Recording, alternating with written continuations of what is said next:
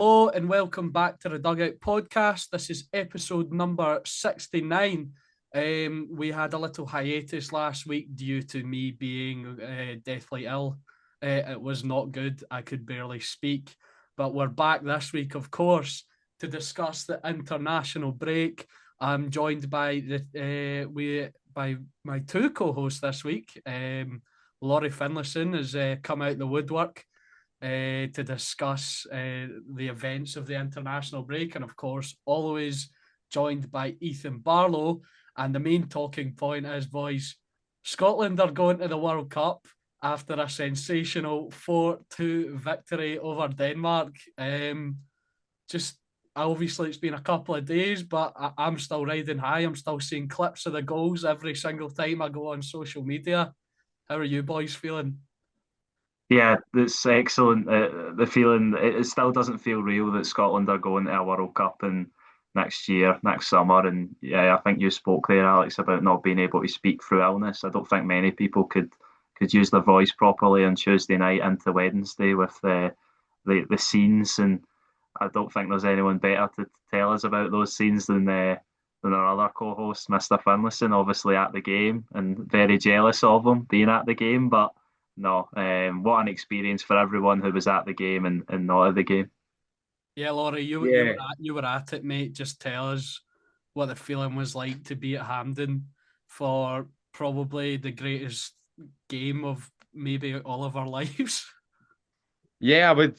First of all, Alex, good to be back on, and I would back that up that it certainly is the greatest game of my life. It's one of those I was there moments. You pinch yourself, and some of us were literally pinching ourselves. I mean, some of the SFF podcast team actually came up and saw me after the game, and some of us were literally doing that. We were like, "Is this a dream?" It felt a dream at times. Let me tell you. I mean, the the emotion in the stadium, it was incredible how it just, and it was the same watching on TV, I'm sure, where it was changing at the drop of a hat. Of course, what, a couple of minutes in, Scott McTominay scores an incredible overhead kick. By the Just, way, as well, wow. he's broken the record for the highest jump ever. He's broken for an overhead kick. He's broken Cristiano Ronaldo's record. So Yeah. he Cristiano Ronaldo rose to 7'7". Scott McTominay 8'3". So and that's another Cristiano Ronaldo jumping record being broken by someone in Scottish football. If you remember, he scored a very it was like the highest header in history, and then it was broken by Beavis McGabby for Motherwell. Oh, So I didn't even remember that, but that's class. Um, yeah, wow. that's so Scottish football. Beavis McGabby and Scott McTominay clear of Cristiano Ronaldo.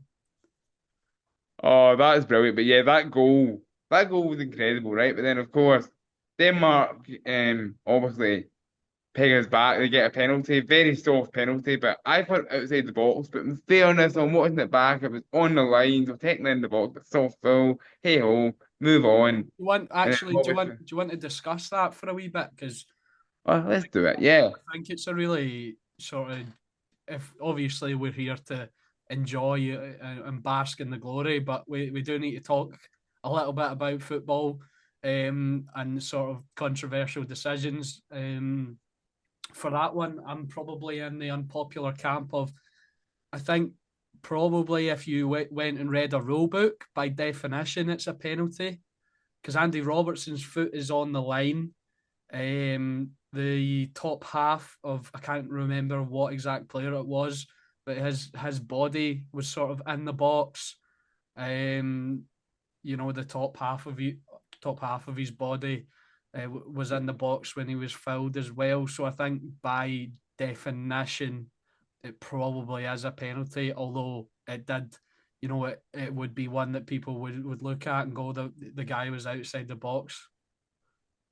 Yeah, I think I completely agree with you. I think it's one that I don't want to be a penalty, but by the rules it probably is. And I don't think the Denmark player's really in the box at all. But obviously the contact that Robertson makes with Isaacson, I think it was the winger was linked with Celtic a few years ago, still at Lazio, who was, I thought, Denmark's probably best player on the night or there or thereabouts. Yeah.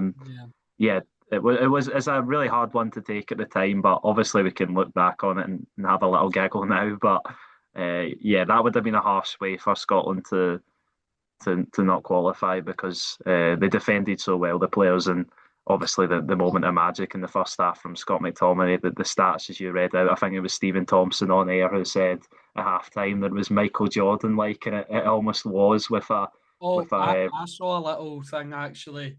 It was Michael Jordan's longest hang time was 0.94 seconds. McTominay's was like 1.3 or something. So yeah. so he actually was up in the air for longer than Michael Jordan. And Yeah. Scott McTominay's just bringing down the goats of every game. He's better than I Ronaldo, better than Michael Yeah, Jordan. Michael Jordan. I think that's what interesting. I Scott McTominay trying basketball. I'd never thought about it, but you know what? He's maybe had a chance. Yeah, and I think it's been widely known that Cristiano Ronaldo has one of the highest vertical jumps for a footballer, and for Scott McTominay to get his foot up higher than Ronaldo did in the contact to get it in the bottom corner, I think you could have had two goalkeepers in and they wouldn't have saved that. You could have said that for a few of the goals. It was one of those ones that was unsavable with just how well it was struck, and it just an unbelievable goal. And I think this match was a script that you couldn't have wrote any better. And I think Scott McTominay's career is uh, coinciding with that. That he just writes his own script at this point. I think an overhead kick slash bicycle kick goal to win Napoli the Scudetto last season, and now this, and the biggest stage of Scotland's, well, one of the biggest games, if not the biggest game in Scotland's history, the magnitude of it. I was talking to my dad earlier, and we were talking about McTominay, and him going to Napoli is such a sliding doors moment for him, for Scotland, for the trajectory of his career, because he was linked with Yeah. West Ham and and stuff like that, and West Ham fans didn't want him either. I even I mean, remember, I even remember previously before he was linked to West Ham a couple of years ago when he went to Napoli. He was getting linked to Rangers and stuff like that. goodness me. And I mean, saying that, just to quickly go in on that, actually, Alex, I've seen lately that he's actually been linked with Everton, of all places, even now. yeah, And well, I think David Moyes was actually at West Ham when they wanted him, and yeah, apparently Everton are ready to break their transfer record for him and pay 62 million. And I'm thinking that's not enough. 100 million at least for at least, aye, at least. because he's just he's done more than what you know I think anyone thought he possibly could. And I've been a bit maybe cautious to say this, but I think I'm just going to go out and say it. I think for the first time in years, Scotland have like a superstar in their team. This guy. He's last season Serie A MVP. He was 18th in the Ballon d'Or ranking. He, like you said, Ethan, he won Napoli the Scudetto with that amazing bicycle kick slash overhead kick, whatever you want to call it. Obviously, he was fantastic throughout the season. That's why he won the Serie A MVP. And now, I mean, he wasn't great for the rest of the game, but he shows up in the first 3 or 4 minutes and scores one of the best goals ever to Yeah, put Scotland in front and send the crowd into an absolute frenzy in the opening moments, and it was strange, Laurie. I mean, we spoke about the penalty, but like right after that, it was funny. Scotland were great up until they scored, and then they kind yeah. of went into a bit of a defensive shape. They defended well. Then obviously Denmark equalised with the penalty. But then that takes us on to the second goal of the game. A tremendous delivery from Lewis Ferguson, who I think maybe Ethan would want to talk about a bit individually. I think we can all agree he was excellent. But I think Brilliant. Ethan would maybe want to talk about him for a bit, but obviously a terrific delivery, evading everyone, including Kasper Schmeichel, who I wonder what Celtic training has been like for the past couple of days with Kieran Tierney, and Well, Lauren Shankland's in there to poke it in to give Scotland the 2-1 lead. and I'm going to quickly jump in. See that corner from Ferguson at first, and I wasn't the only one in the stadium. At first, I thought that was a terrible corner, believe it or not. But then, when you actually watch it back, it was so, and you said it yourself there, Alex, evades everyone. It was so close to going straight in, even without Shankland touching it. Yeah, I think if Shankland hadn't touched it, maybe it would have hit the post or something, hit the beans on Uh-huh. post. If It might, they yeah, it Yeah, might have they're been both going going in there. It might have been going in either way. You're right, and it was terrible defending from Denmark as a whole, from their whole team to their goalkeeper, Kasper Schmeichel. They just didn't do enough, and I could see why Laurie and other fans in the stadium thought it was a poor corner because it looked like one of those ones that's not beating the first man, but it just goes right across. And Lawrence Shankland, credit to Steve Clarke. I've been always critical of him on many aspects, and I'm sure we'll get on to that. But his substitutions, one of my main sort of grudges I've had against him that he waits too long, but he was active 63rd minute, got the two strikers on, and ultimately we'll get on to it. Two of his three substitutes score. No, sorry, three of his four substitutes score. But Lawrence Shankland's the most natural goal scorer out of the strikers we have. He's shown that over the years in Scottish football, and he had that sort of off season, but this season certainly back to his best, and he's in. And it may look, and of course it's the easiest goal on the night, but he's the man in the right position to score that goal. And whether the other strikers would be in that position, you'll obviously never know. But I think that's why Lawrence Shankland can be such an asset to Scotland in I the think future. I think Shea Adams might have been in that position, but he somehow would have missed. Uh, no, Yeah. no, I've just got a wee weird, interesting point about Lawrence Shankland. Does anyone else think his body sort of build looks so different in a Scotland shirt compared to a Hearts shirt? Do you know what I'm trying to say?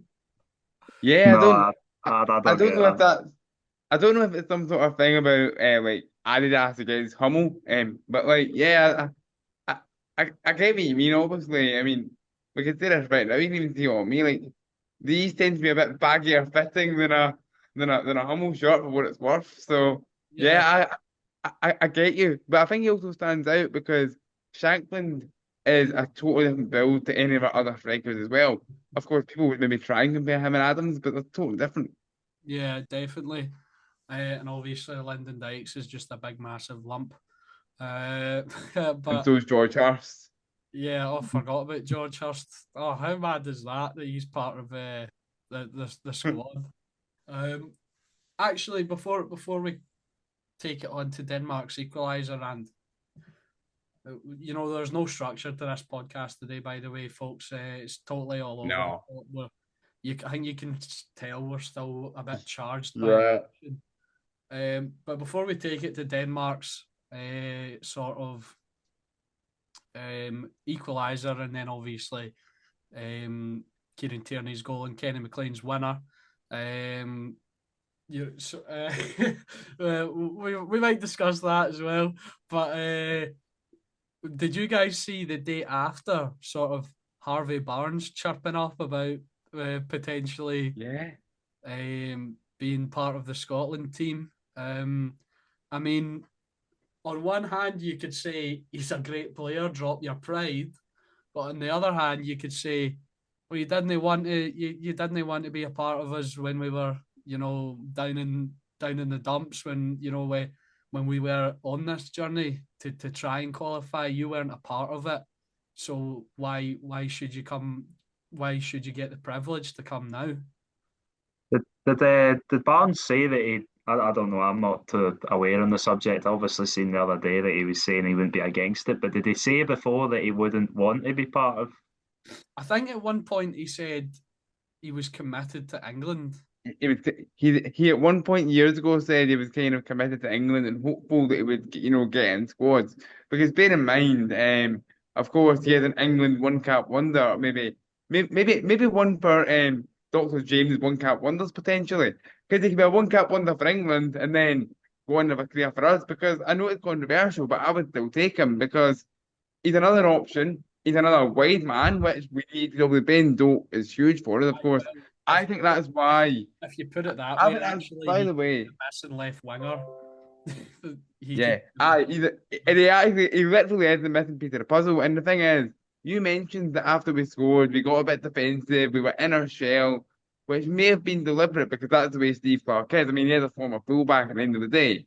However, I think a lot of that is down to the fact that Ben Gannon got stretchered off with a hamstring injury. Although I'm going to put my neck on the line here and speculate actually that it maybe wasn't as bad as we first feared considering he was involved in the celebrations after the game.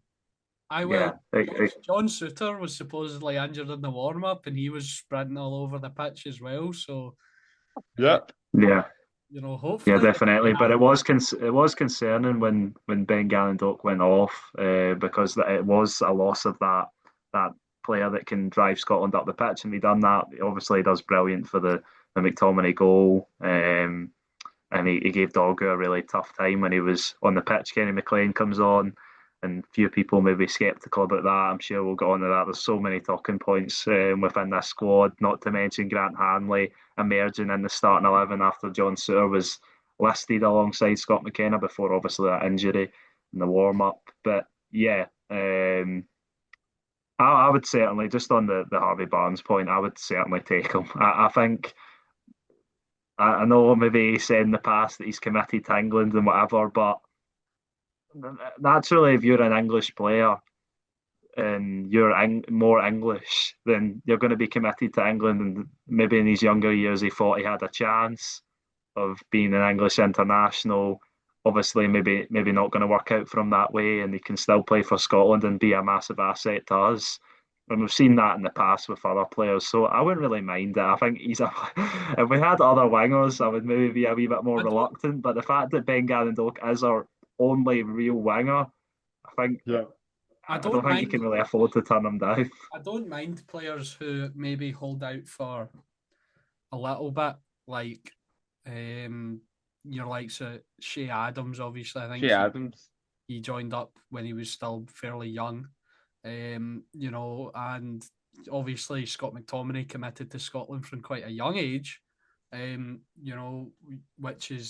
I think is part of the reason why obviously he's a great player, but it's part of the reason why people love him so much because even though he was born, I think, in Lancashire, sort of grew up, came through the Manchester United academy.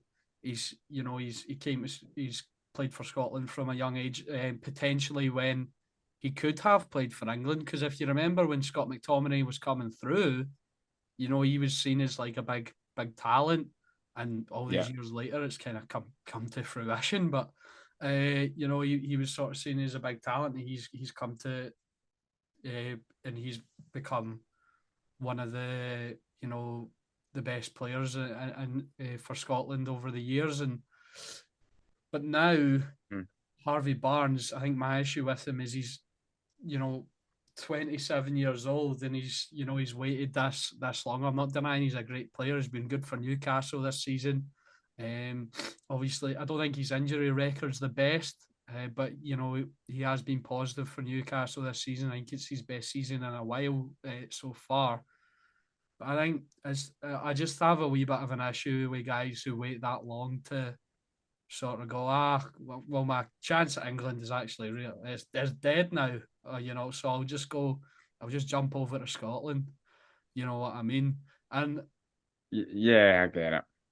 it's difficult because obviously we probably do need him, and he probably would be a great player.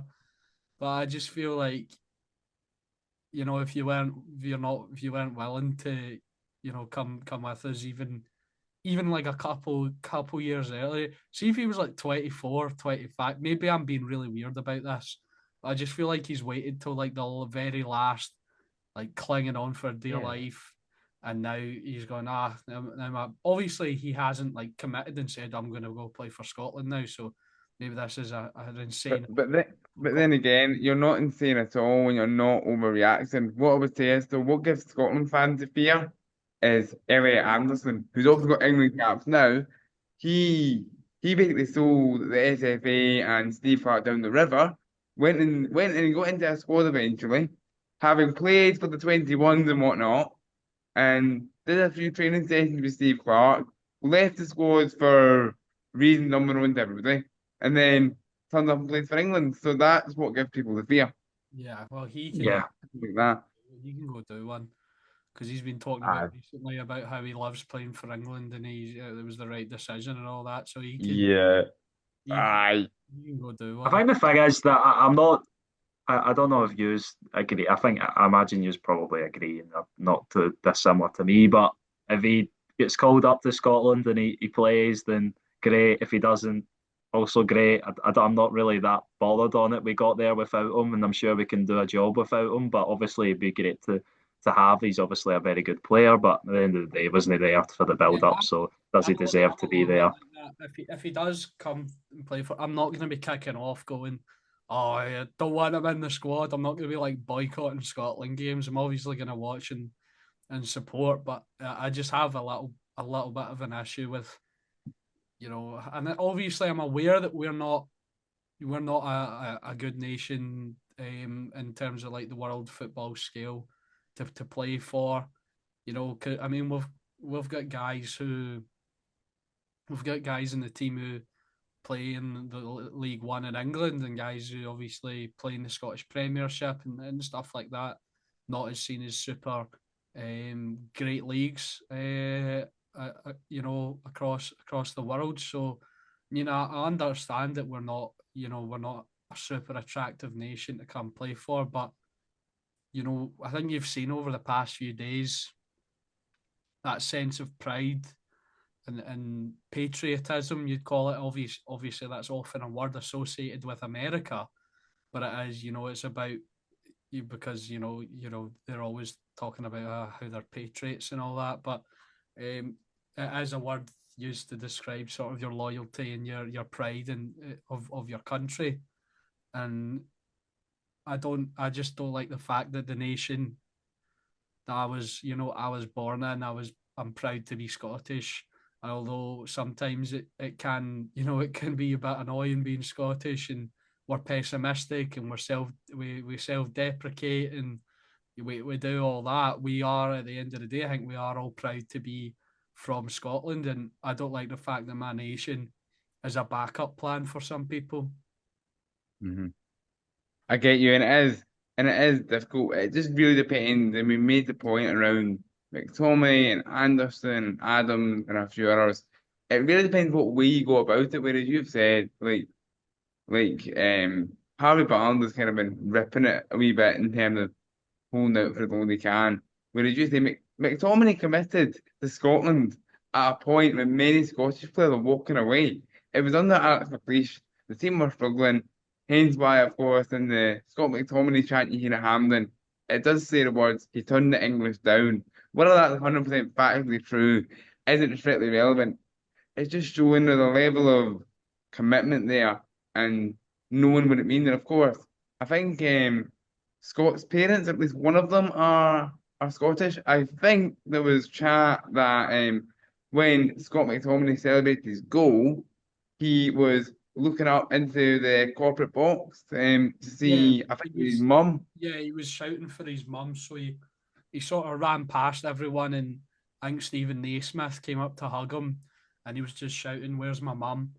And then he blew her a kiss, and he just kept looking up to his mum, which was a really nice moment for him. But yeah, I'd I think imagine what you I say. think, sorry, just to jump in. I think it might have been his dad that was born in Scotland, and his dad's parents that still live in Scotland in a small Yeah. town near me, about 10 minutes from me, Helensburgh, or apparently where his grandparents still reside. So that's pretty cool. But yeah, But obviously, I also, imagine his mum was there to support him regardless of yeah.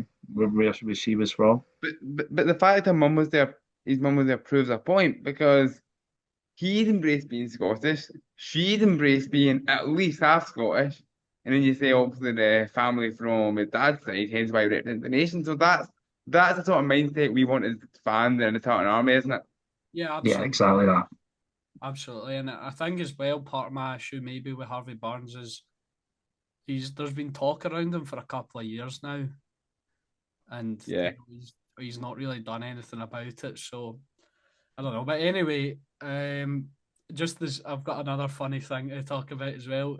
So I'm from East Kilbride, and Curry's in East Kilbride. I've got a thing on where Oh Scott yeah. McTominay gets free TVs for life in that specific store. So I thought that was quite funny. Aye. So Scott, if you somehow catch it, get yourself to Curry's in EK.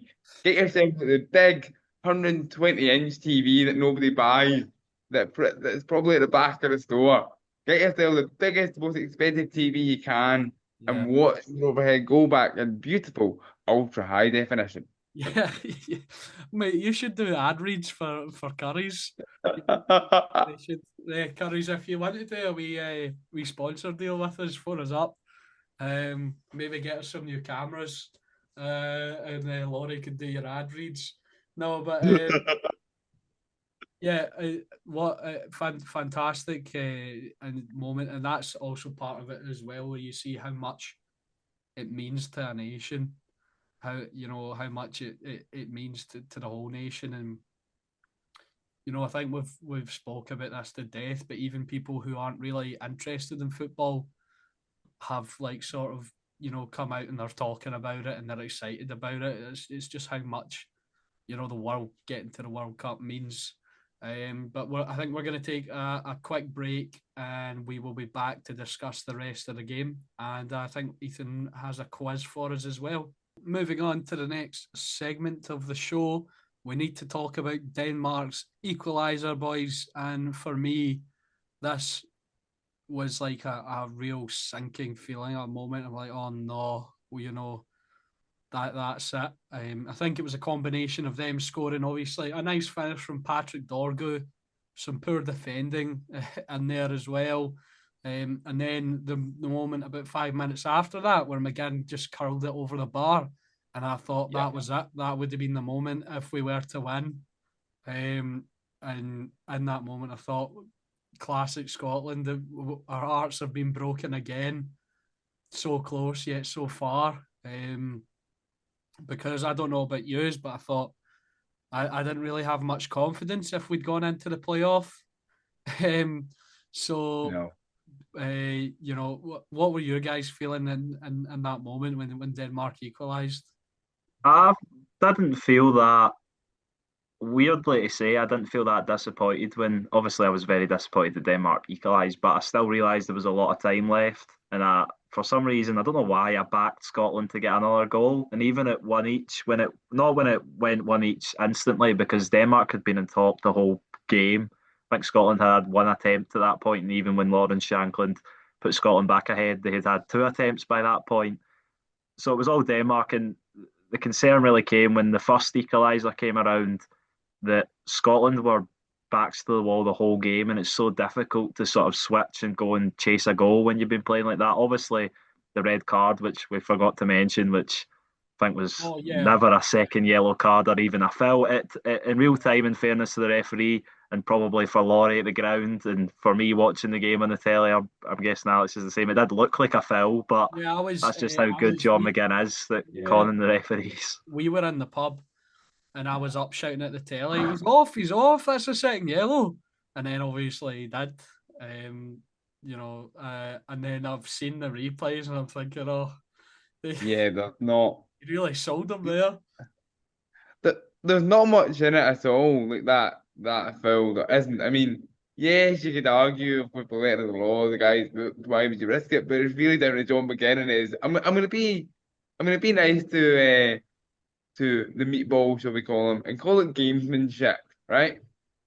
Yeah, But at the end of the day, right, there wasn't much of a foul in it. I mean, so much so that my mom, who was over sitting beside me, turns to me and says, "Is he sent off already?" And I'm like, "Somehow, yeah." And yeah, obviously that in a way you would have thought was a turning point. But back to John McGinn himself, I do know after the game, speaking to the BBC, he actually was talking about how Denmark kind of really rallied after going down 10 men and were the better team.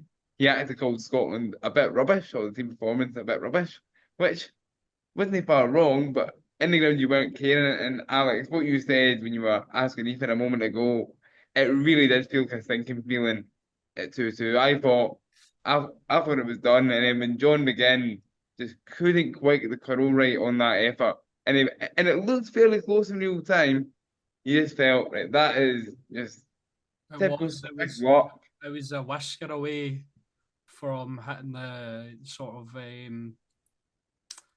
what do you call that when it's connected to the post in the bar? I'm sure there's something for it. It was a whisker away from hitting sort of the corner, which Yeah. probably would have been even more agonising if that Aye. rebounded out. But Yeah, that um, was just, I yeah, mean, what? it feels like snatching defeat from the jaws of victory at that time, and that is really pessimistic to say, but that is how it felt, Yeah, and it was absolutely, it did. And but Scotland sort of rallied. We were getting balls into the box. We were really pushing, and now that last sort of 15 minutes or so, and then the third goal came in the 93rd minute. A few sort of rebounding balls.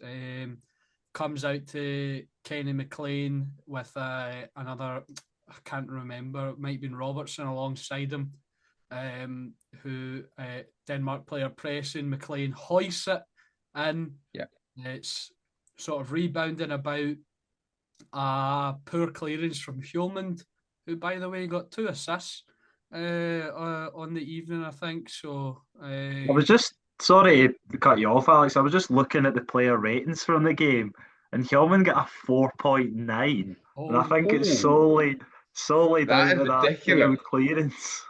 yeah. Which let's out them here. Which app was that? That's football. Yeah. Goodness me. Well, when it was a nice assist from Kjellman, and then Kieran Tierney beautifully. It almost as it was like placed, but it was lashed at the same time.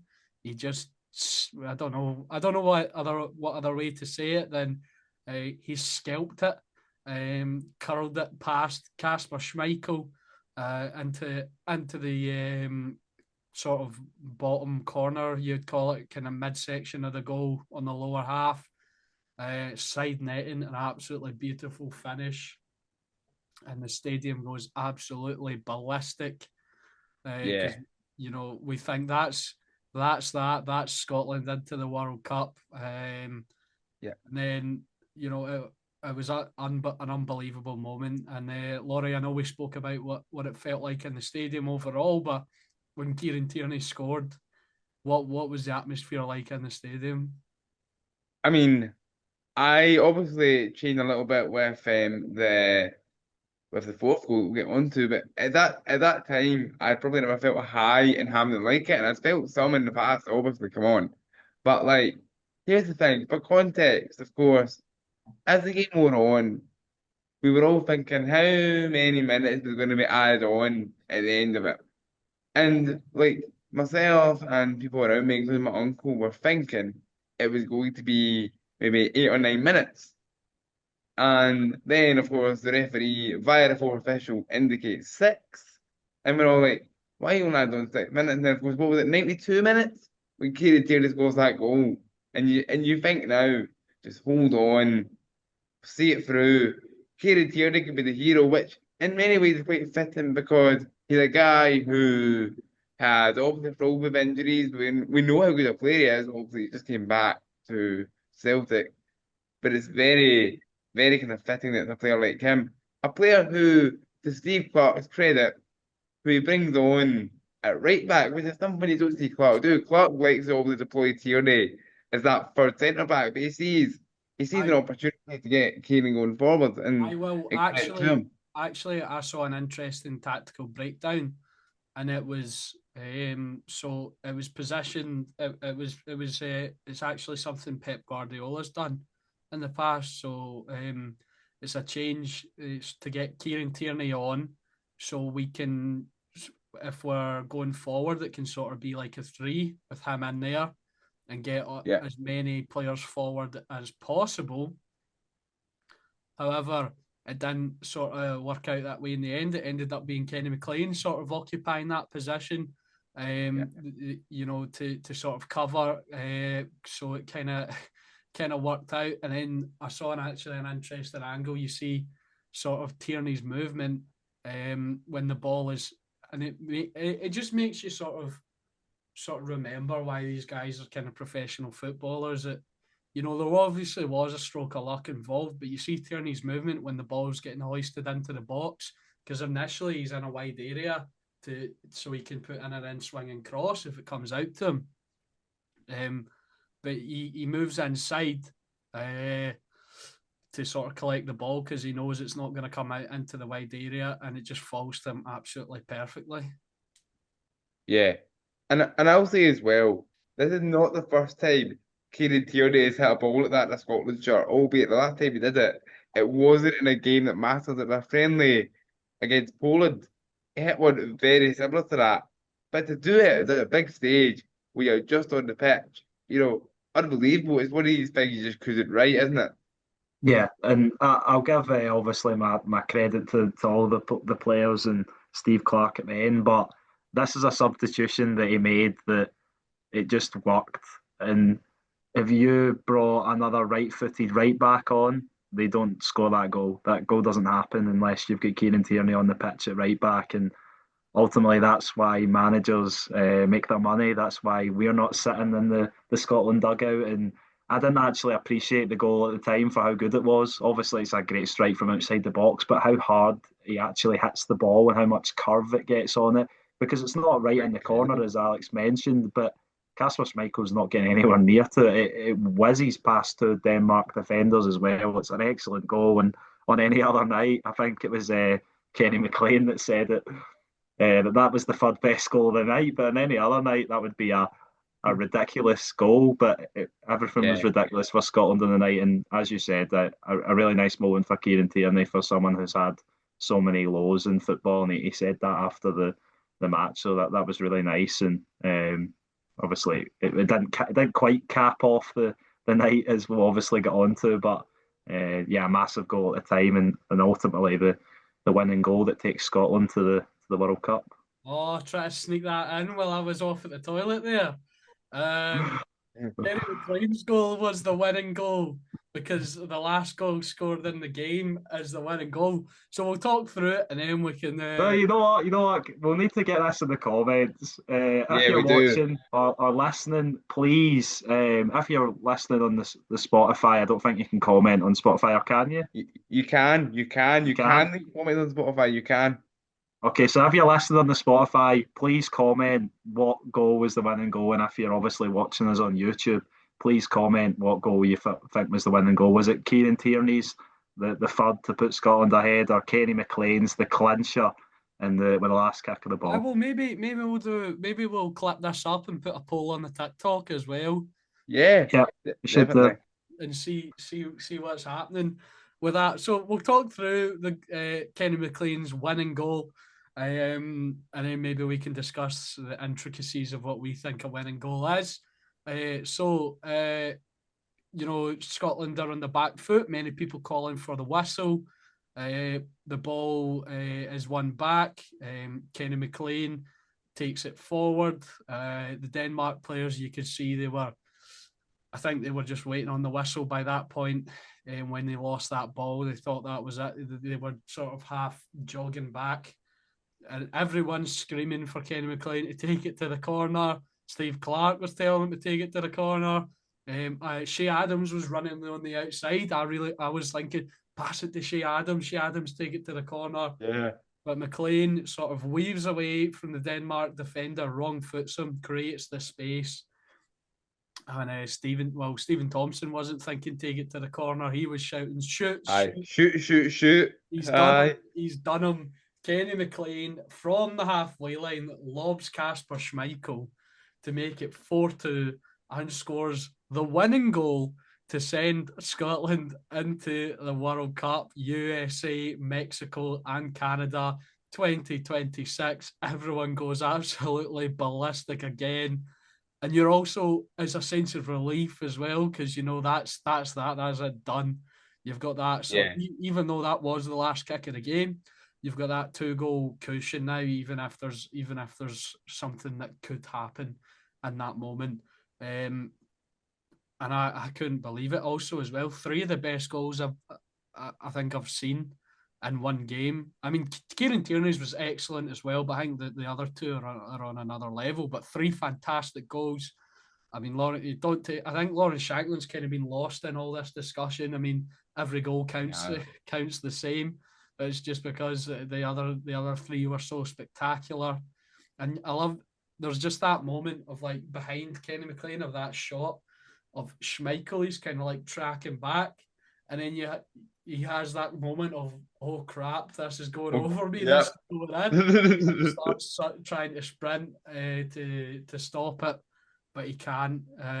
And yeah, King Kenny, he's well, Yeah. on a par with So Dalglish. No, I'm yeah. not quite going So to say so we've that. now got we've now got King Kenny and Sir Steve, depending who you ask. I know, Um, I know. And yeah, it was brilliant. It was absolutely brilliant in that moment. Scotland, Scotland are in a World Cup. I don't think we've really discussed that too much, but that Scotland are in a World Cup.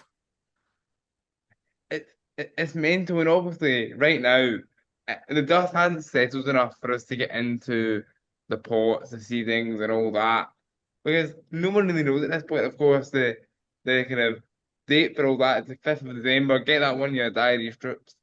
But the thing is, right now we're just all here to revel in that glory. And I seen a video recently of Kenny McLean arriving back at Norwich training, right? And he was given like one of these prints that you often see from various companies of like of the goal, like using the old 2D football manager graphics. We've all seen them. We know the companies, the likes of Mazzala designed and whatnot. And basically, he had one of those given to him by someone at Norwich as soon as he arrived back at training. So hopefully that's up on Kenny's wall, and I'm sure many people will be buying those as well. Yeah, But again, at that moment, a lot of people, myself included, were filming that moment, but filming it unintentionally because we're all like, we want to get the final whistle because the whistle should have went like 2 minutes earlier. And well, what we ended up filming in the end was one of the best goals you'll ever see live. I remember I was chatting with both of you on Wednesday. We were kind of debating like what was the best goal you've ever seen in the flesh, and I think for me it probably has to be that one. I think when I was asked previously, I might have said Tierney's goal is ever for the best in the game, but I feel like seeing a player score from halfway in the flesh, and it was you such a would have good goal. said Tierney's goal. Not for best ever actually, but for like, best in the game, I would have said Tierney's. The But you can McTominays. What? or McTominay's maybe. Best that you can You, argue you about would have, every wait, single. wait, wait, hold on a minute here. You would have said Kieran Tierney's goal was the best goal in the game over McTominay. Maybe not in terms. This is where it gets difficult. Maybe not in terms of technical brilliance or accuracy, but in terms of magnitude and what it ended up meaning. However, this is the problem. And you said it, like Lauren Shatland get lost in this. You make arguments, however valid they may be, for every single one of these goals. But I will backtrack a little and say that Kerry McLean is definitely the best I've ever seen, like in the flesh. I mean, Mm. have you two got a better answer for that across your entire football watching career? No, no, I've not got. I don't think I've got a better goal than any of those three. To be quite honest, I think the Well, I, Yeah. I've I wasn't live, but maybe I've got a contender for one of them. I what's think, this? oh God, Kemar Roof against Standard Liège. No, Um, you've seen. Were you at that game though? no. I said I wasn't at that game. I just said All right, okay. that No, maybe. I've probably seen better goals, but not been at the game for a better goal. I think the best goal I've ever seen was actually by a Kilmarnock player at Celtic Park, Koulibaly, I believe his name was. Yep, Koulibaly, yep. That Remember that goal? right? That put Kilmarnock 1-0 up against the Brendan Rodgers Celtic team. Celtic were on to win 6-1. Yeah. No, but I think as well that's like that Kenny McLean goal has got rid of the ghost of Patrick Schick's goal. Yeah, Obviously, when he Yeah. David Marshall from the halfway line at the Euros. We've kind of it's like a moment where we've shaken that off and we've made it to a World Cup through a sensational kind of halftime goal, halfway line goal. Uh, and Kenny McLean, he'll have that moment forever where he knows he scored the winning goal for Scotland to send them to a World Cup. And now he gets to go and play under Philippe Clement, which is quite interesting. What Um, a award that is. I, I know, absolutely fantastic. Um, but some trajectory he's been on, by the way. Philippe Clement, blooming Belgium to Monaco and to Rangers and now Norwich City. At the bottom of the championship, you know. Yeah, yeah, it's not great. But hopefully, he had his moments at Rangers, so hopefully he can keep them up. But because I think it would be quite sad actually to see a club like Norwich in League One. But anyway, Yeah. we're not here to talk about Norwich. Um, we're here to keep talking about Scotland and yeah, all the stuff after the game. I mean, I said it at the start, but every day I'm seeing clips. I think the highlights last I checked were like at 4 million views. Because not only for us, it's touched us as Scotland fans. It's touched like the global world of football. I've seen so many people saying this is what football's all about, and you know, giving credit to the supporters for the noise and the commentary has become iconic, has been clipped up. By the way, I hate that word iconic. I think it's overused, but I feel like this is this is a correct use for it, just in terms of the whole game, the Yeah. spectacle, and It will become, if it hasn't done so already for any of you guys and anyone watching or listening, it will become commentary that you can quote verbatim and impersonate and do it for yourself. That is the meaning of tri-conic commentary. We've all yeah, probably got our own commentary lines from games over the years that you can basically, do an impression of the commentator. And yeah, I mean, we've had also a commentator on here before in Stuart Mitchell, and I know that he could pull off some cracking lines as well of other people's commentary. yeah. No, definitely. It's one of the. I think quality wise in the game, it was very one sided. Denmark had most of the ball, but with the goals, the flashpoints, the entertainment, I think it's got to be going down as one of the best games of football I've ever watched from even a neutral point of view. And maybe that's me, my bias kicking in, but I think Alex mentioned that the impact it's had on not just world football, but the world. I've seen a lot of sports fans who aren't really interested in football watching the highlights and just being amazed at the drama that unfolded at Hampden. And just maybe, I don't know if you guys have any last points, but I was just going to run through maybe some of the unsung heroes that I think deserve their plaudits. Craig Gordon, obviously stepping in at his age, solid for both games. I don't think he could have done anything about the goals apart from the third one in Greece, but for a player two who's not were his fault to what were his fault. of the Greece goals. Oh, right, okay. Here's the thing, two of them are maybe his fault, but then he did keep us in that game in Greece. Don't kid yourself on. You're so negative, Alex. You honestly, we've just qualified for the World Cup. and our 42-year-old goalkeeper who's not barely Yeah, appeared.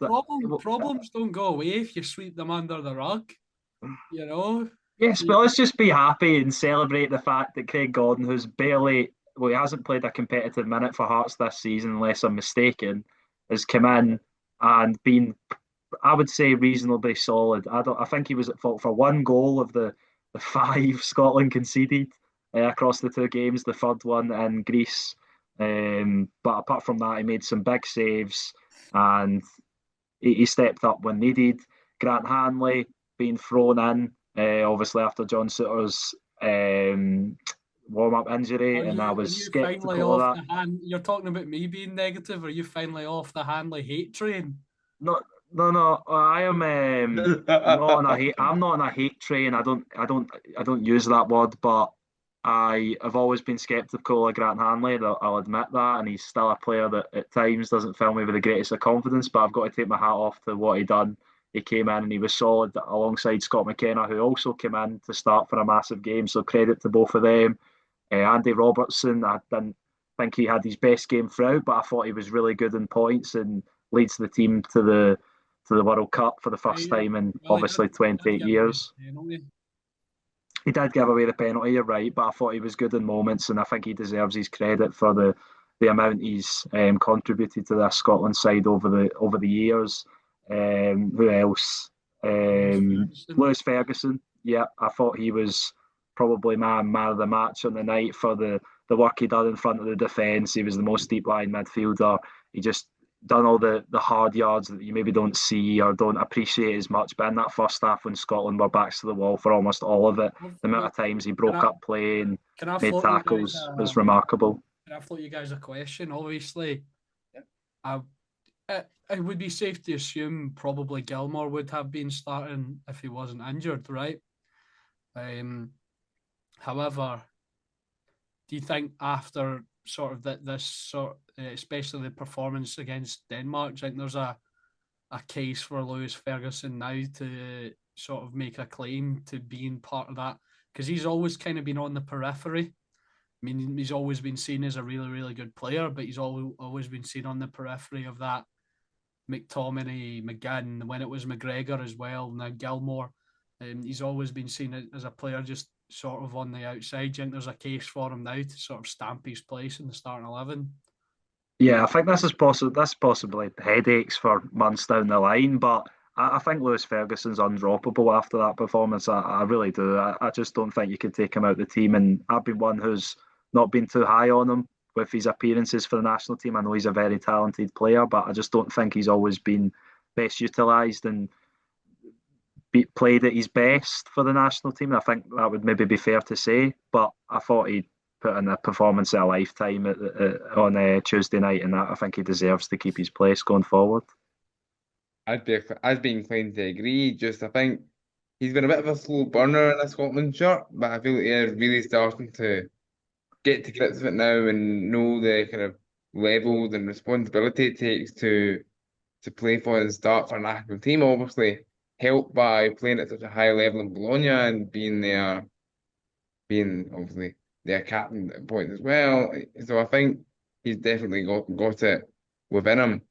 And away from the playing squad for a second, I just looked at something. You may have seen this online, how the SFA always auction off the match worn shirts through a company who's partnered with them called Match Worn Shirt, right?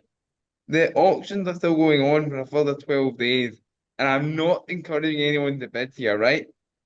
So Scott McTominay's shirt at the moment is currently priced at, and remember this will go up. There's still 12 days left, or not 13, of the auction at £4,955, and the cheapest shirt at the moment, unless we all go and bid on it, which I'm not planning to do, is one of the match issued ones from the bench, George Hurst. So a match issued shirt from the bench is currently costing you 160 quid. And when you bear in mind, McTominay is 4,955, Tierney 3,266, Wow. McLean 3,006, Lawrence Shankland 1,915.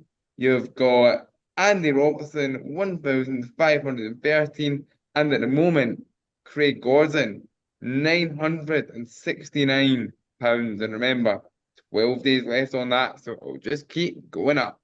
Yeah, I mean, George Hurst would probably need to pay me to take his shirt, but those other ones are, you can see what like how it's up that high already. You can, I wouldn't be surprised if McTominay's broke 10K, Not at all, no. for just that.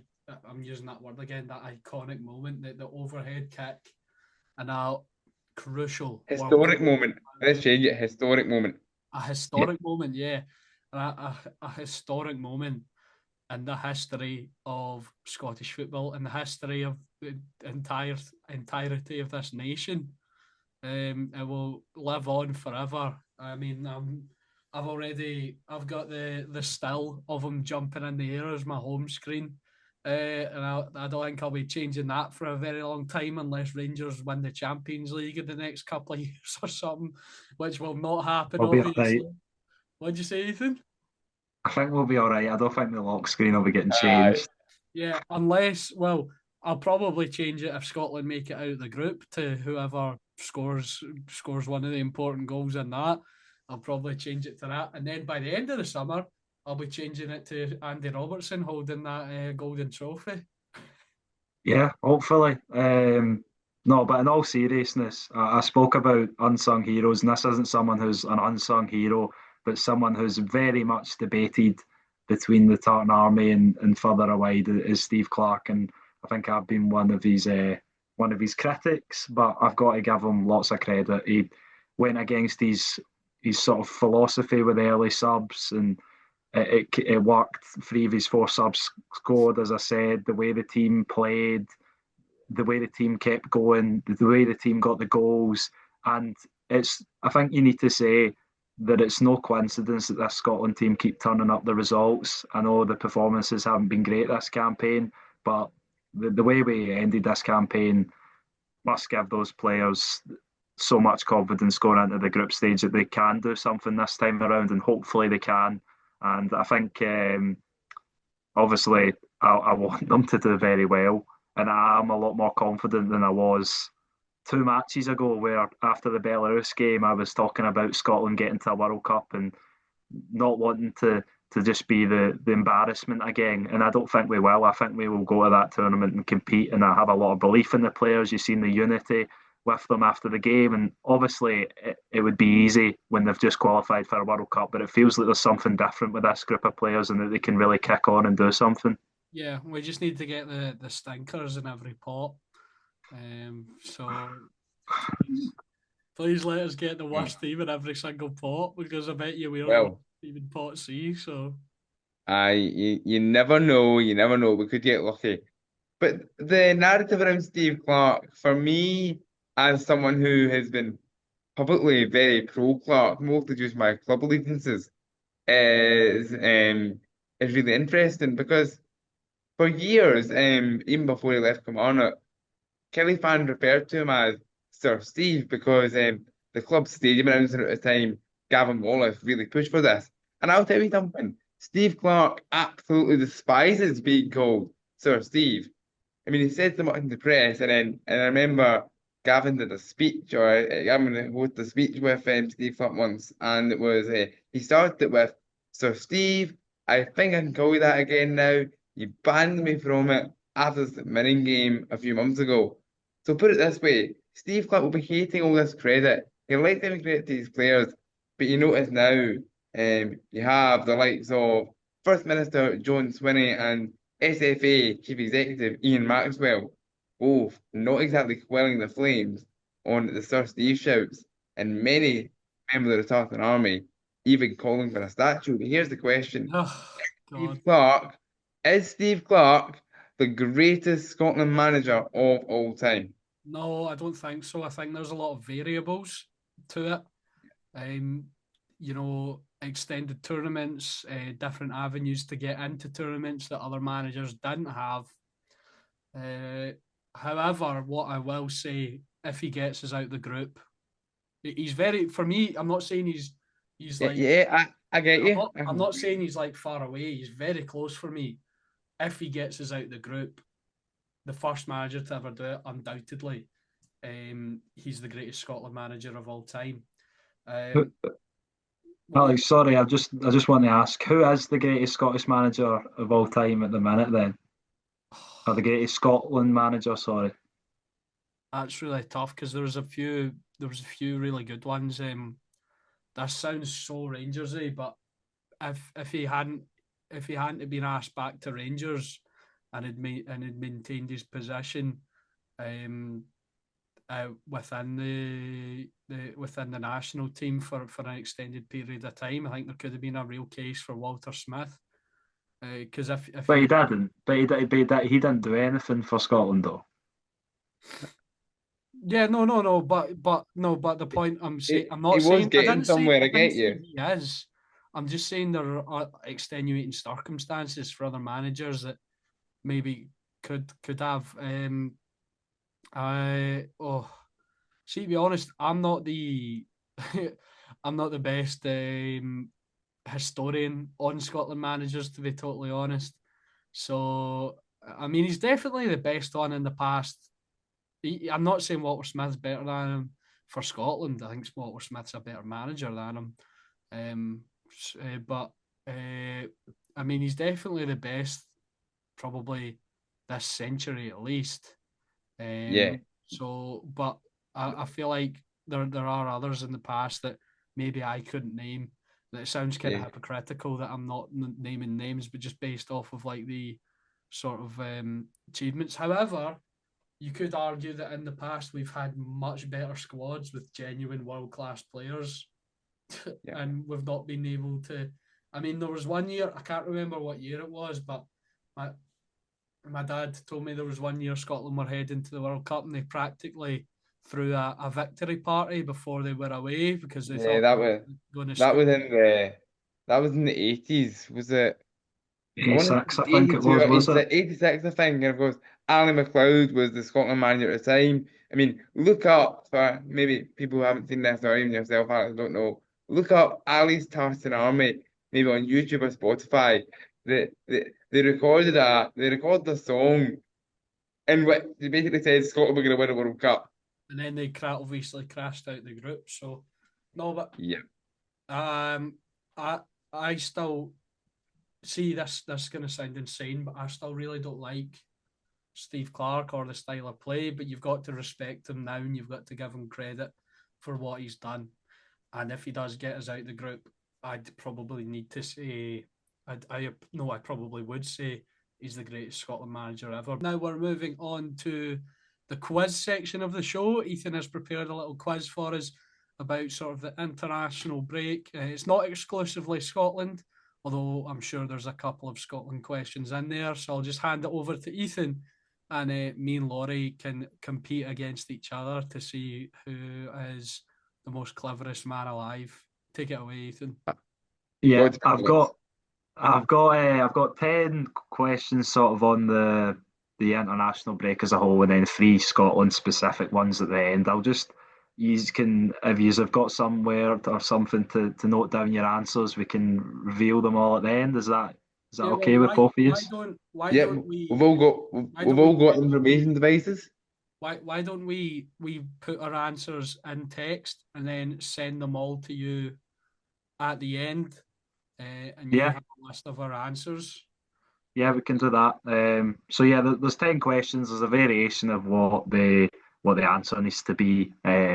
I'll give you 30 seconds between reading each question, and if you need a question repeated, just let me know. He's good to go.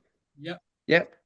Okay, so the first question on Thursday, Cristiano Ronaldo was shown his first red card for his country against Ireland, meaning he'll be suspended for the opening group game of the World Cup. So the question is, has Ronaldo picked up 10 more red cards than Lionel Messi across his career? Is that true or false?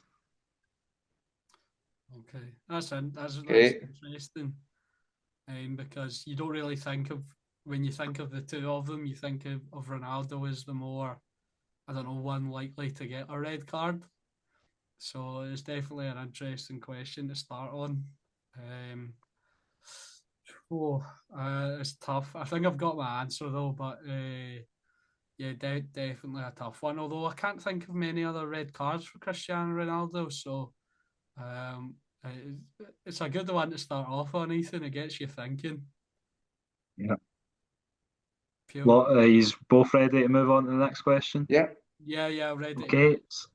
Okay, so Victor Osimhen, obviously Nigerian international, scored a double against Gabon, um, which, true or false, means he now has more goals for his country this season and more Champions League goals than he has league goals for Galatasaray.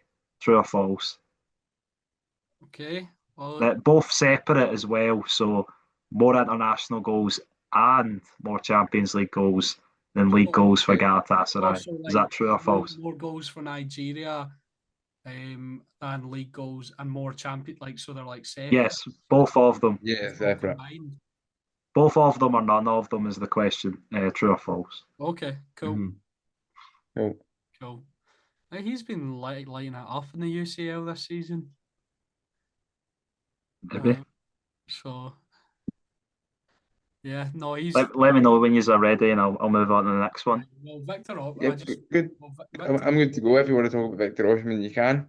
Well, Victor Osimhen's interesting, isn't he? Because he's obviously one that fell out with Antonio Conte, and now he's chilling out in Turkey. But he's obviously, I think he probably is on a on the verge of sort of being a world class striker. So it'll be interesting to see whether Mm-hmm. we'll see him back in a top European league.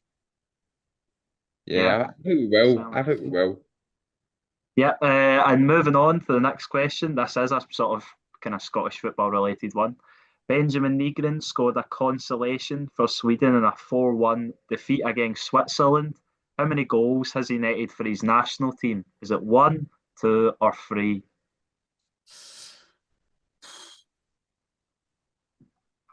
Right, I've had as a guess. I've went for a guess. Yeah. Okay, I'll bring you the next question in just a second. Yeah, right, okay. Question four. Jean-Philippe Mateta scored his second goal for France, but what former club teammate laughed at the idea of him playing for the national team? Oh, yeah, yeah. Okay, I'm going for one that Well, was. he's got it. I haven't seen it. I don't know who it is, but it's an educated guess. It feels like the type of guy who would, because he doesn't seem PR trained at all. The guy that I've guessed, so I'm going for him. Fair enough, fair enough. Some Okay, of these are obviously easier than other ones. Are you both ready to move on? Yep. yeah. Question five. I'd say this is possibly the most difficult one. Troy Parrott scored a hat trick against Hungary after a double against Portugal to ensure Ireland's place in the playoffs.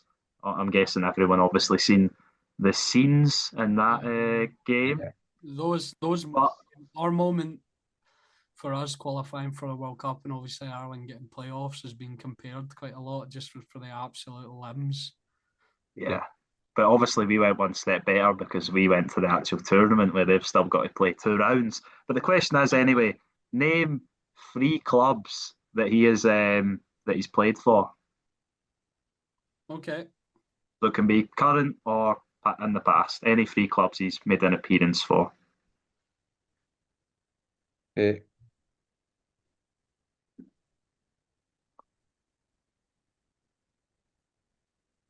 All right. I think I've got it. Yeah. Good to go. Okay, I'll bring the next question to you in just a second.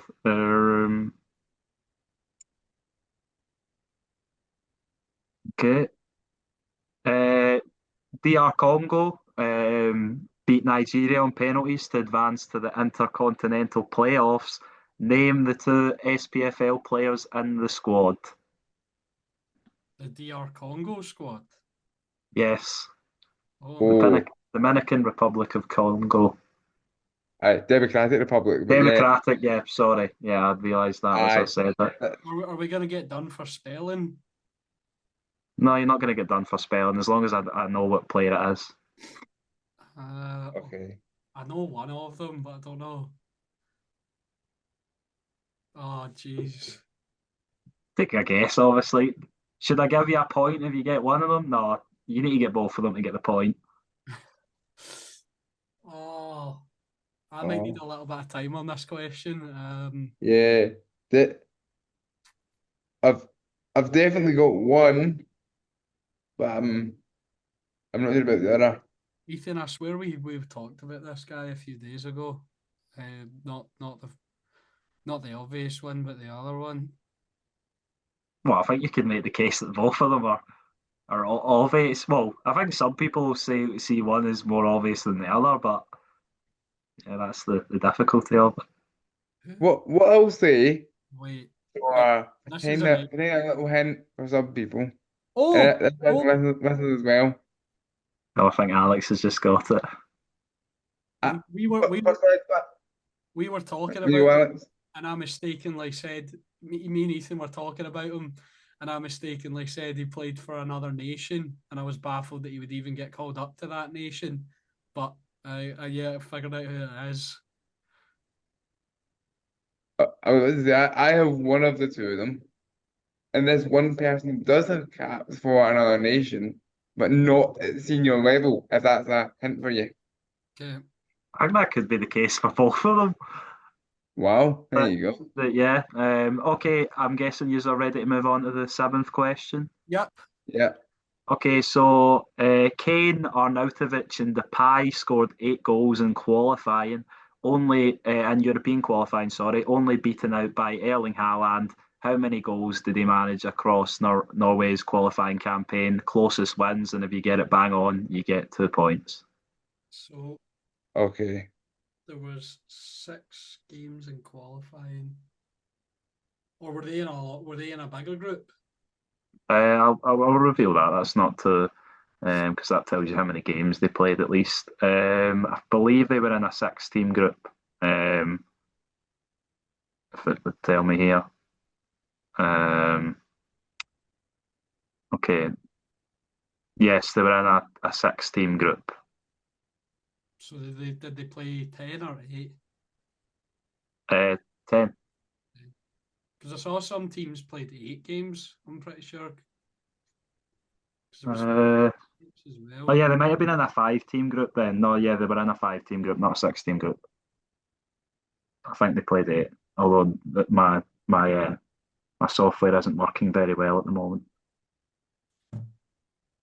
Technical difficulties stripped. Please stand by this here at the dugout and remember, as whilst we're trying to work that out, drop us a follow on the Twitter at the dugout 2024. Filming there. Yep, make sure. Yeah. Make sure. All right, I've guessed on that Yeah, one. guess as well. Okay. Moving on to question 8. This is one that might catch you off guard. Who do Wales face in the first round of their playoff route to the World Cup? Okay, I've got it. I think. Okay, right. Okay, I'm guessing both of you have got that. Question 9, excluding obviously DR Congo, as I already mentioned, they got to the Intercontinental playoffs. Name 2 of the other teams in the playoffs. Name 2 teams in the playoffs. Not the European playoffs, the In the Intercontinental intercontinental playoff. ones, Okay.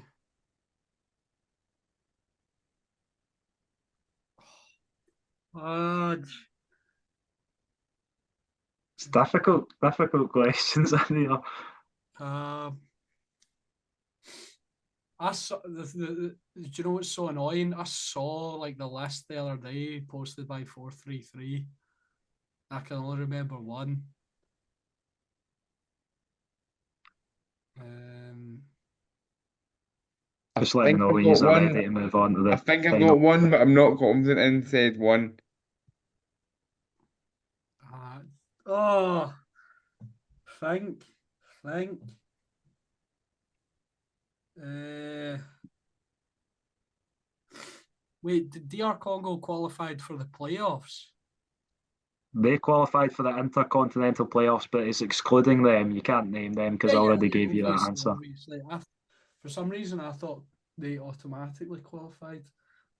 So Um, did I, but apparently not. No. so Anyway, you can think about that one and get it into me before the end. I'm gonna go on to question 10, the last non-Scotland related one. So Jamaica drew nothing each with Curacao to ensure the latter's qualification to the tournament as the lowest populated side ever. Name the two managers when the match was played. what the heck? I think I've got one of the managers. And there is a slight technicality with one of the teams, but say who the actual manager is because I believe one of them wasn't at the game, but the two listed managers at the time for each nation. How am I supposed to? Obviously, we know one of them, but how am I supposed Yeah, to I know even know one of them. I don't even know the who other the one. side manager is? Well, you know who it is, I'll tell you that Is much. he a known manager Yes, Okay, he's a known I've manager in this country. in this I'll give it a country? clue. I'll give it a clue. I'll give it a big clue. okay. I've got who am I Yeah, going to go? that is really interesting. Oh, I didn't know this until the other day, to be fair, until I seen it, but I'm just going to go for a guy who I knew lost his job recently at his club. So I probably think of someone like kind of left field, but I'm not actually sure at all. you're going to be amazed at that one when I tell you.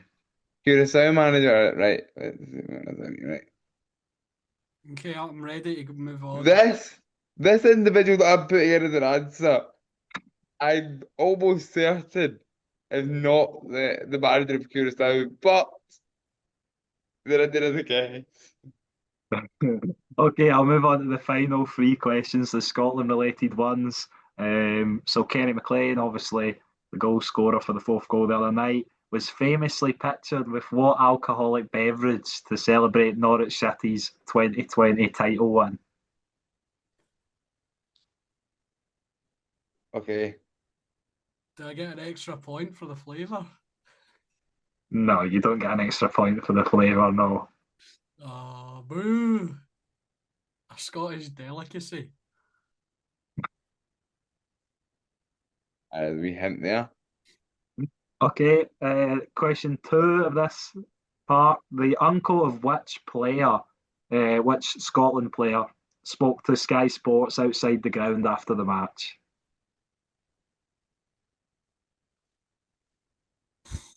Okay. Right, get ready to let's go up their troops. What kind of question is this? Difficult one. All right, okay, I'm going for a really random one. Might be right. You've got a 1 in 22 chance or whatever, however many players were in the squad come the end. Yeah, wait for a random one as well. Okay, last question. I think he's probably both get this. Which player was unfortunately drug tested post match?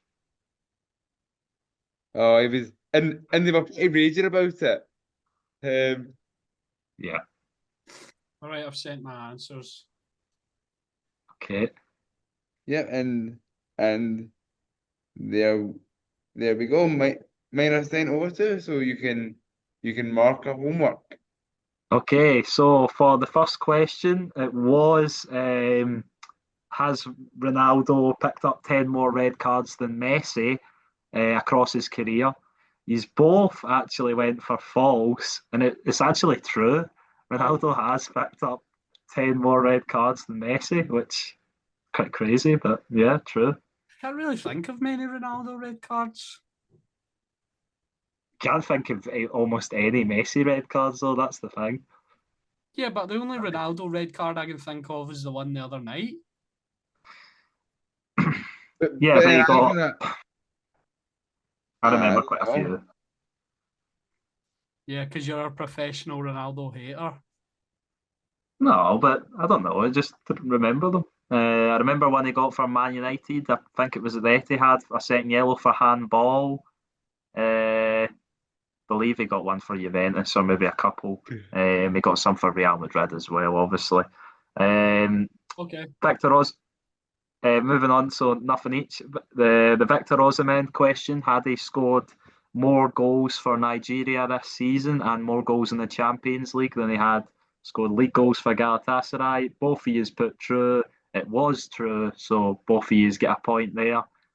One each. I believe he's got 6 goals in the Champions League, only three, I think, in the league, the Turkish Super League, and he's got, I think, five or at least five for Nigeria. He's got over the last two breaks. I think you were both guessing on this one, and you both went for the same guess in the middle with two. It was actually three, so What it was the question remains. again? It was the Benjamin Negrin one. Oh, Sorry, right, how yeah, many yeah. goals has he scored for Sweden? The answer was I knew he'd scored before that because I remember when he signed for Celtic. I swear some of the pictures were of him celebrating in a Sweden shirt. So yeah, I knew he'd scored previous, but yeah, it was a guess. yeah. And despite being the one of the worst teams in UEFA qualifying, they've still got a chance to go through via the playoffs with obviously Graham Potter in charge now. Moving on to question four. Who will be speaking the touchline in fluent Swedish? Yes, of course he will after his stint there at club level. Yeah. Jean-Philippe Mateta scored his second goal for France, but which former club teammate laughed at the idea of him playing for the national team? One of you has got this right, and it's Laurie who's got it right. Oh, Wilfred Zaha it was. I can Oh, understand your thinking, Alex, with the Michael Elise shout, but it oh was yeah, Wilfred that. Zaha. I mean, at least he would make sense, as a fellow, well, as a fellow friend, maybe a little bit sour grapes, but you know, but Zaha is one of these guys who's a weird career, and I mean, like he's just untapped potential. He's another guy who switched international legions. We were talking about Harvey Barnes earlier in the show. I mean, Wilfred Zaha was I want to say England one cap wonder, maybe two cap, I'm not sure, and he ended up representing Ivory Coast, hasn't he? yeah, Yeah, yeah, he has. He Must has. must must must be a winger thing. Yeah. yeah. So that 2-1 to Laurie after 4 questions. Moving on to question five. Laurie, we're great at this, aren't we? We Well, are. that's not too And bad. They are after five difficult questions. questions. I said this was one of the most difficult ones, but you've both got it. So for question five, which was name 3 clubs that Troy Parrott's played for, you've both obviously got his current side, AZ Alkmaar, Tottenham Hotspur, and Laurie went for MK Dons, Alex went for Preston North End, which were both right. So you've both got a point there. Did he 3-2 ever to play for Doncaster? Yeah. Who else did you uh, add? no, he didn't play for Doncaster. He could have had Millwall, Ipswich Town, and Excelsior, the sort of obscure And that Eredivisie Dutch team. Thank team. goodness I nearly went for Doncaster because for some reason I thought he did, but then in the end I went for Preston North End. Yeah. Um, Moving on to question six, it was name the two SPFL players in the DR Congo squad. I'm a wee bit worried about this one because I feel like I I'm know annoyed at myself. I've got I, one I could not think of the other. I I know think one of I'm them on it as well, but I know forget it. one of them's guaranteed. But the first one I've put down that sprung to mind, I'm kind of afraid it wasn't him and it was maybe his uh, someone from across the city. Uh, Yeah, well, you're right, Alex, and you will be kicking yourself because I think ah, you, I think you've probably got the more difficult of the two. Laurie managed to get Rocky Bashiri. Alex got the other one, which is the more recent debutant, Misha Ange Misha, obviously the Celtic winger. He scored a penalty in the Oh, shootout, and Alex went for Benny Beningame, obviously of Hearts. that's a good But it was shout a as difficult, well. it was a difficult one. so Um, do we both get a point for that? Because we both no, you need. I said you need to get both of them, so uh, unfortunately, no Good points. good try, Alex. you would have been getting a point apiece anyway, so it wouldn't have really made a difference. Um, for this one, question 7, it was Kane, Arnautovic, and Depay managed 8 goals in UEFA qualifying, but how many did Erling Haaland manage? I'm just going to double check this because it's ridiculous. So just need to make sure that it's actually right. But I believe I'm just getting it here. I mean, Yes, it's been human. yes, he is. So let me see who was closer. Oh, there's one in it, and Alex has pipped Laurie by 1 goal. Alex went for Oh, Alex went for Equaliser. 12. Laurie went for 11, and he's weren't really close. It was 16 goals, Oh double the my amount of God. any other player. So yeah, hopefully Scotland don't face Norway in the World Cup. Oh, they He's a can actually because they're pot free, aren't they? I think. So I think Scotland might be so safe. so a team in amongst the relative ditties and pot free have got Erling Haaland. What do you think about it? Like, and Yeah, Telo Asgard. yeah, yeah, yeah. yeah. uh, yeah, well, I knew it was a lot, but I didn't want to go too high, so I kind of went with like a sensible guess. But clearly, So that so I'm not going to keep track of score, but I believe that's it leveled up. Or is it three each. three each? Three each. Three. Okay, moving on to question 8. Who the Wales face in the playoffs? One of you's got this right. It was Laurie, wasn't it? Laurie, it Yeah, was Laurie. It was Bosnia and Herzegovina. Alex went for Slovakia, which I think was a fair shout because they are in the playoffs. They I were think second in I think Germany's group. they might be playing Ireland. Oh, that's unlucky, Alex. Yeah, I'll double check that actually. You might be right on that. If it's on here, I'll check it anyway. Um, Ireland have got Czech Republic. All right, Um, so I thought it was nowhere near. Close. I'll check. Let me see who Slovakia have got actually. Might be Um, Italy, Slovakia have got a home tie against Kosovo. possibly. I don't know where I got Slovakia from then. At least you got a team in the playoffs. Could have been worse. Yeah, So Laurie takes the lead again then. Okay. yeah, he does. Oh, I'm fuming. So going into question 9, and Laurie managed to get one of the teams. Did I not get one either? Yeah, you get one. That's what I was going to say. You managed to get one as well. Oh, right. Um, so Alex, you went for Jamaica and Gabon. Um, Gabon got knocked out off of Nigeria before getting knocked out of Congo by Congo. So they were or DR Congo. So they were close, but not quite. Jamaica was right. And then for Laurie, you got or no, New Zealand. No, sorry, Laurie didn't get one right. New Zealand aren't, and I think they're automatically qualified for the first time. And Right. Oh, Come on. Come on. yeah, yeah. So I'll be in a bit of a shambles there, but the point still stands that nobody's getting any points here. Oh, come So yeah. on, man. He didn't get any. I will say, Welsh said that. Congratulations to George Stanger on his teammate at the World Cup. I know he didn't play a single minute in this break, but congratulations to him. And the safe returns to him back to Ayrshire as he arrives back today. Let's Yeah. no more. Stop trying to change the subject here. Laurie didn't get any of them. Surely I get something for that. I said that you needed to get both of them. Oh, It's a harsh game. This. outrageous. It's question 10 might have been the most difficult question. So you've both got the Jamaica, well, who was the Jamaica manager, Steve McLaren. And I'm just looking at your other My shouts. answer's hilarious. That's why you're laughing. No, both of them are as hilarious as each other, Laurie. Don't worry. So, Laurie, you went for Jack Ross. Alex went for Bonnie Tyler.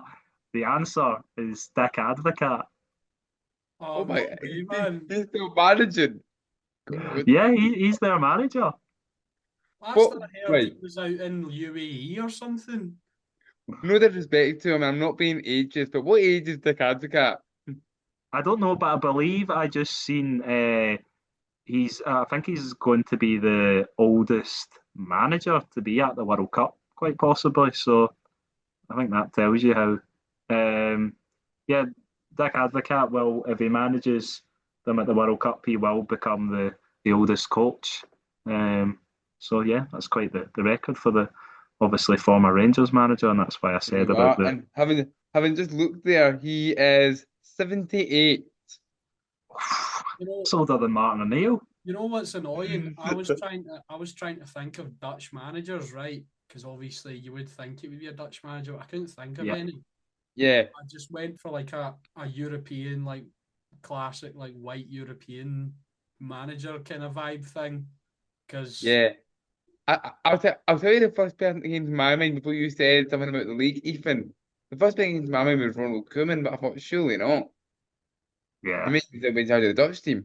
but Dick Advocat was never like in my thought process at all. So Unless Louis Van Gaal's done it for the 20th time. Yeah, no, that was a crazy one. I just seen that the other day, and I thought that is mental that he's still managing, and yeah, he's obviously managing that team at the World Cup. you've done well to stop So, there. so Laurie's still up by one, yeah. Yeah, yeah. And now we've had a Laurie's hit the post with his penalty and allowed Alex back in. Oh, Alex Oh, Kenny McLean, his drink of choice on this occasion was Mad Dog. ah, I Laurie want, went for I want to know that as you Buckfast. say it. I put Buckfast in. I know my Bev. So yeah, they levelled up with two questions to go. And well, I can tell you that we'll go to the last question Oh no, first because I think the Laurie, second last No! one's more. Laurie's got the bloody interview question, hasn't he? No, no, not to be I don't know revealed. how I have that. I Um, really don't know how I've got that, if I do. um, So the last question you both got, what Scotland player was drug tested after the match? It was John McGinn, who unfortunately missed out on some of the post-match celebrations. And the question before was, which player's uncle spoke to Sky Sports News outside the ground after the game? And I can reveal that none of you's got it. It Oh, was it was Lyndon Dykes' uncle. Alex went for George Hurst. Laurie went for Scott Bain. So it ends in a draw. surely I win because I got a striker. You win because you got kill. Also, I actually factually got more answers than Laurie, so Yeah, but maybe Laurie had a better percentage of strike rate because for a few of the double ones, he only put in one answer. So I think do we need to call it a draw? Or do I need to find a tiebreaker question? find a tiebreak. I don't want to. Oh. I don't want to call it a draw. Okay. I want to Kenny McLean score the winner. Yeah. You're doing well at getting that in there, Alex. What's that, number three, maybe? I don't know. I don't know, but it's true though. Right, okay. This one of you might know the exact of this. I'm just finding the facts on it. This has been a very well documented fact over the last few days, but it is a strange one. Let me see it.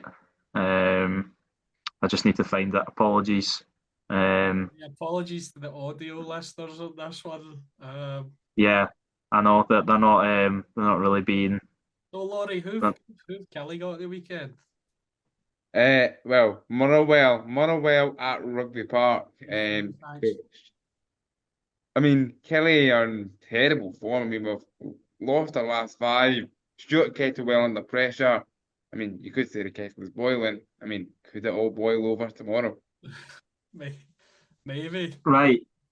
Okay.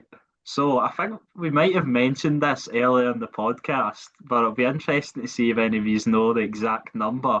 Going to be closest takes the win. So Cristiano Ronaldo's overhead kick in 2018 against Juventus he rose 2.38 meters his foot to make contact with the ball, how high did Scott McTominay Do make we need to contact say, with the ball? we need to say it in meters? Yes, in meters. Oh no, because I know the exact measurement in feet and inches. Oh yeah, I remember actually that you said that now. Um, Well, the clue is it's more than Ronaldo's, but how much more than Ronaldo's is it, and who's going to get And, closer? and just quickly again, Ronaldo in meters was, you said it there. 2.38 meters, Laurie. Okay. 12. 1/100th of a meter better than Gareth Bale's in the final that year. 30 centimeters. There you go. So wait. I'm just hazarding a guess. So yeah, just send me them over when you've got them, and I'll My guess is in as a guess. waiting on Alex now. He's really taking this seriously, hasn't he, Laurie? Yes. What was Ronaldo? 238. Yes, 2.38 Yeah. meters. Okay. I've sent it over. Okay, I can reveal we have a winner. They are 0.08 meters out. Um, and the winner is Alex. Ah! Well, well, well, well, Kenny well done, and you got the badge in there. What does it mean? It Not the was centralized one. it was 2.53 meters. Laurie went above with 2.74. Alex went with 2.45, and yeah, fine margins in the end, quite literally. But yeah, Alex takes the victory this time around. But that was very enjoyable, as was this episode. Oh my god, I nearly messed it up. Did you? Yeah, actually I nearly messed it up with my bad calculating. I got inches and centimeters confused because I was trying to work off a ruler because I knew 12 inches was 30 centimeters. So you were cheating. I didn't have a ruler with me. It's just in my All right, okay. That's calculation. fair enough. That's fair. That's fair enough. All right. I think that'll do it for what has been a really enjoyable episode going over the greatest moment in all of our entire lives. Obviously, Scotland qualifying for the World Cup, and then a very fun quiz where where I've been proven to be the smartest man on this podcast and possibly the smartest man alive. So thank you to my two co-hosts as usual, Laurie and Ethan. It was a really enjoyable one today to get us on to discuss Scotland. Obviously, thank you to you for watching and listening, whether that be on Spotify, whether that be on YouTube. Make sure to go check out all platforms, the Spotify and the YouTube. Go check out the Twitter and the TikTok. We've not been as active there as we could be in recent times, but we're planning to get back on it. So make sure to go and give us a follow on there. Tell us what you think. And yeah, thank you and goodbye.